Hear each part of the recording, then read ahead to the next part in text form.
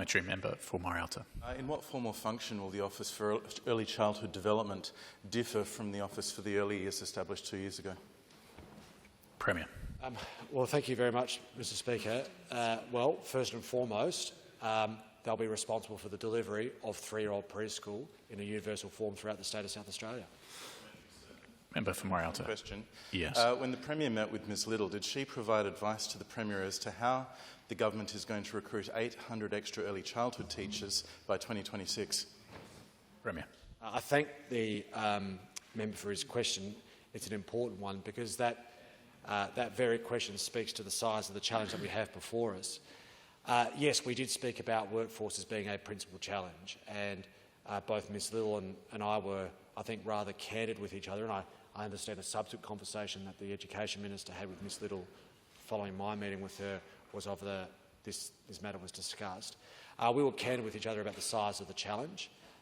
Ms Little was very keen to inquire of me what the government's plans are to resource the effort that is required to meet that challenge. I think my interview with her was as much a testing of how serious the government is to realise its ambition.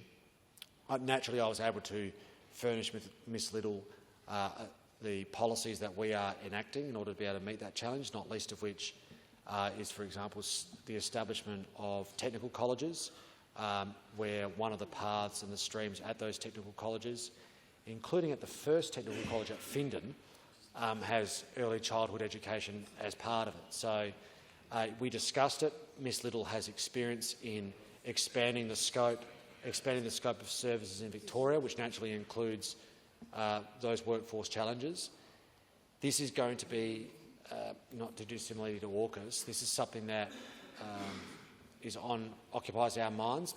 We do have the lowest unemployment rate in South Australia in our history. We've never had an unemployment rate as low as the one we do now. That is a blessing. That is a good thing, but it does bring with it its own challenges, particularly when you talk about the scope of the work that is coming the state's way. So we are committed to addressing it as timely way as we possibly can. The nature of the mixed model that the Royal Commission has recommended, in no small part, is because of the workforce challenge. That informed the Royal Commission's recommendations, as did the staggered nature of the rollout across the years ahead. So while the challenge is real and moving towards us at pace, we believe that we are capable as a government to rise to the occasion, to honour the recommendations of the Royal Commission, because the recommendations of the Royal Commission have been designed to be achievable, notwithstanding the tight labour market that we have at the moment. For Morialta. So my question is to the Premier. Is the government considering workforce incentives to recruit teachers from interstate? With your leave and that of the House, I'll explain. Leave is orders leave granted. Member for Morialta. Thank you, sir. The Royal Commission into Early Childhood by Commissioner Gillard points out that there are currently 2,000 early childhood bachelor qualified teachers in South Australia at the moment, but the model the Premier has been talking about requires 2,800. The government has committed to 3-year-old preschool by 2026, but is 800 teachers short. The Victorian government, from which Ms Little has been recruited, has offered workforce incentives in the tens of thousands of dollars to bring teachers from other states to Victoria. Minister. Thank you, Speaker, and I thank the member for Morialta for this important question. And I guess the short answer is to the question is no, not at this stage. But we have said publicly, both myself and the Premier, that we will consider any options that I think we might need to meet the workforce challenges, which are very clearly set out by Julia Gillard in her report. I've made some comments myself, I think, at the first Education Ministers meeting that I attended in Canberra, sir, with the new Federal Minister for Education, the Honourable Jason Clare, and these were quite pointedly directed at Victoria at the time, to be honest, which was the solution to the national shift to 3-year-old preschool, but also the skills shortages and national crisis that we are currently dealing with in a whole range of professions. And I was with the Federal Skills Minister, Brendan O'Connor, this week at the Tonsley Innovation Precinct, where he commented that the official list of in short supply professions in Australia had grown, I think, by more than 100 in his time as Minister. So it's obviously a really acute issue in a range of areas. And I said to the gathered group that the solution nationally is not having states going off and offering big cash incentives everywhere to attract staff from over the border.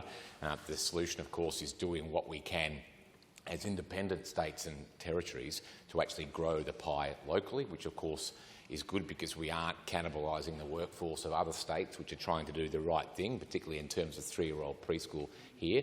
But it also means local jobs for local people, which, of course, everybody in this place, sir, agrees with. Now, having said that, we have made an election commitment and we are determined to deliver upon it. We will look and take advice at what incentives, if any, we need to offer to meet those very clear workforce challenges set out by the Honourable Julia Gillard. But I might just touch upon the member for Morialta's reference to Victoria and the money it is throwing at getting staff. And these are figures I'm somewhat familiar with at the moment through the deliberations we have had on the enterprise bargaining agreement with the Australian Education Union. And I think the figure last time it was updated to me, sir, on the number of teacher positions that were vacant in South Australia, at least last week, was 51. I think the figure for Victoria last time I checked was 2,583, and I believe New South Wales was north of that. So yes, Victoria are doing some appealing things around free degrees and money for relocation, but sir, they have about 2,500 vacant spots.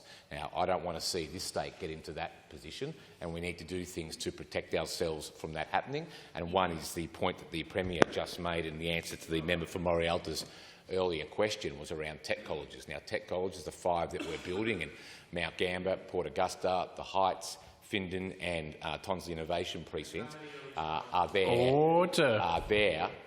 They don't like the tech colleges, sir. I think we've established that. Member for Morialta. Order. Order. The great thing is, sir, every time they criticise them publicly, I get a big jump in enrolment. So just go your hardest, please. You can just do the hard work for us. Order. You are. Member for Morford. You are a gift. Member for Morford. The member for Morford is a gift, sir. Member for Morialta. The member for Morford is one of the best members of our team, I think, actually.